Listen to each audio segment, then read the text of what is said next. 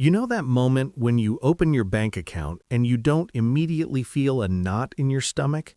Not because you're rich, not because money suddenly doesn't matter, but because for the first time you feel calm. You're not doing math in your head just to buy groceries. You're not checking your balance before every small decision. You're not one unexpected bill away from panic. There's a specific number where this shift happens, and it's not $1 million. It's not even six figures. It's much lower. And once you hit it, your entire relationship with money changes. That number is $50,000. My name is Rick, and I spend an unhealthy amount of time thinking about money, financial psychology, and why some people seem to escape the money struggle while others stay trapped in it for decades. If you want to understand how money actually works at a psychological level, not just hype, not just motivation, consider subscribing. This channel is about clarity, not fantasies. Now, before we break down why $50,000 is such a powerful turning point, let me ask you something. When you think about wealth, what do you picture? Maybe it's someone born into money. Maybe it's a high-paying tech job or a lucky investment. Or maybe it feels so far away that you don't even let yourself think about it seriously. Most people think wealth is built slowly, dollar by dollar, with no real change along the way. But that's not how it actually works. Wealth isn't a straight line. It moves in steps. There are invisible financial thresholds, and once you cross them, the rules change. And $50,000 is one of the most important thresholds most people never talk about. Think of it like pushing a car that ran out of gas. At first, it barely moves. Every step is exhausting. You wonder if it's even worth trying. But once the car starts rolling, momentum kicks in. And suddenly, you're not fighting the same resistance anymore. $50,000 is that moment for money. Everything before it feels heavy.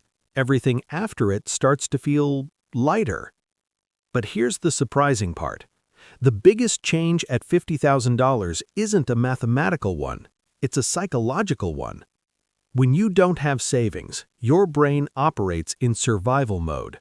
Every decision is filtered through fear. You take jobs you don't like because you can't afford uncertainty. You stay in situations you've outgrown because leaving feels dangerous. You optimize for short-term safety instead of long-term growth. This isn't weakness. It's biology. When resources are scarce, the brain prioritizes survival over opportunity.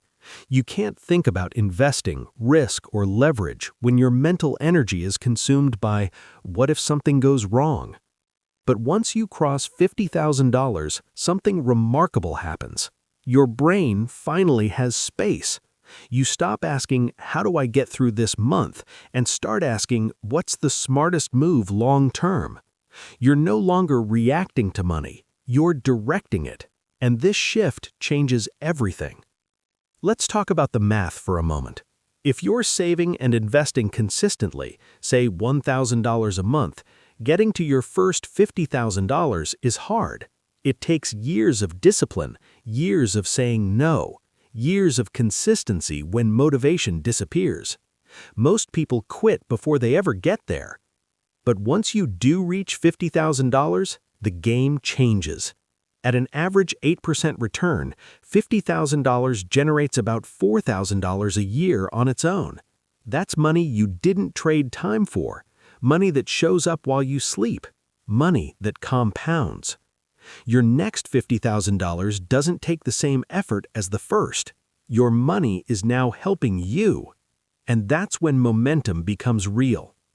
But again, the real transformation isn't the returns, it's who you become.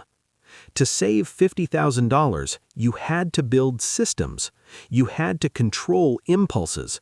You had to delay gratification consistently. You proved something important to yourself. You proved that money doesn't control you. And once that identity shifts, every financial decision becomes easier.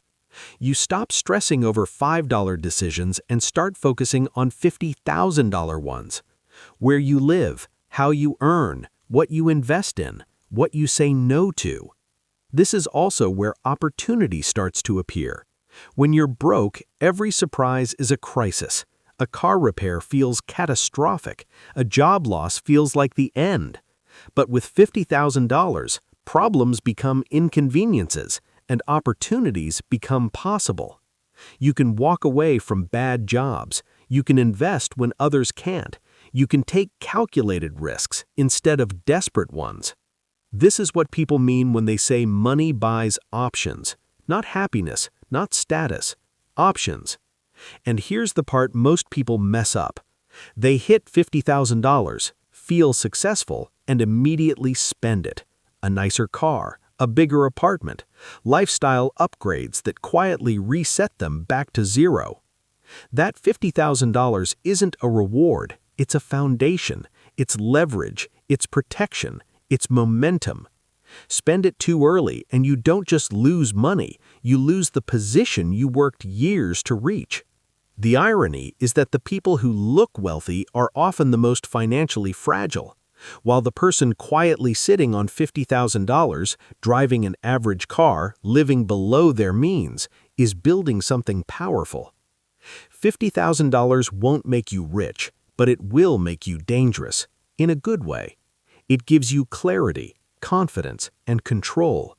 And once you experience that feeling, you never want to go back. Start building towards it, protect it when you reach it, and let it change how you think. Because future you isn't asking for motivation, they're counting on discipline.